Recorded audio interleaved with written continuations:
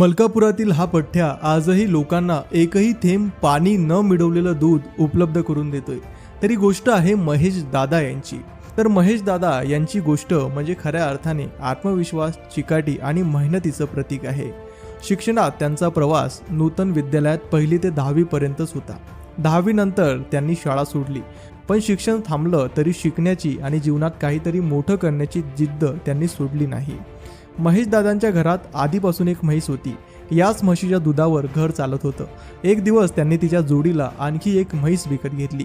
याच काळात एका संध्याकाळी दूध काढत असताना त्यांच्या मनात एक विचार आला की आपल्यालाही मलकापुरात स्वतःचा व्यवसाय सुरू करायचा आहे। हा विचार स्वप्नात रूपांतरित झाला आणि स्वप्न सत्यात उतरवण्यासाठी त्यांनी दिवस रात्र मेहनत केली। हळूहळू त्यांच्या गोठ्यात एकाएकी 2, 4, 6 करत तब्बल 18 म्हशी झाल्या।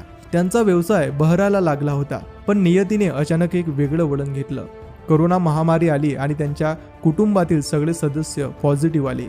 या कठीण काळात महेश दादांना त्यांच्या संपूर्ण म्हशी एकाच दिवसात विकाव्या लागल्या। अनेक जण असं घडलं असतं तर नशिबाला दोष देऊन गप्प बसले असते, पण महेश दादा वेगळे होते। कोरोना संपून कुटुंब बरे झाल्यानंतर फक्त 4 दिवसात त्यांनी पुन्हा नव्याने सुरुवात केली। पुन्हा त्या म्हशी त्यांनी परत आणल्या आणि व्यवसाय उभा केला। आणि विशेष म्हणजे तो व्यवसाय पुढे आणखीनच बहरायला लागला। पण महेश दादा यांचं एक वैशिष्ट्य म्हणजे की ते म्हशीला कोणताही रासायनिक खाद्यपदार्थ, इंजेक्शन किंवा कृत्रिम वाढीचे उपाय न करता नैसर्गिक पद्धतीने दूध उत्पादन करत असतात। आज महेश दादा केवळ दूधच नव्हे तर दही, ताक, पनीर आणि शुद्ध तूप सुद्धा विकतात। डोळ्यासमोर दूध काढून देणं जे त्यांच्या प्रामाणिकतेचा आणि गुणवत्तेचा पुरावा आहे।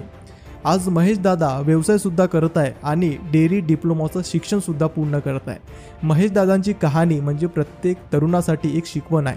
ते आजच्या तरुणांना एकच सल्ला देतात की कोणताही धंदा छोटा नसतो, जर त्यात मनापासून परिश्रम घेतले तर यश हमखास मिळतं।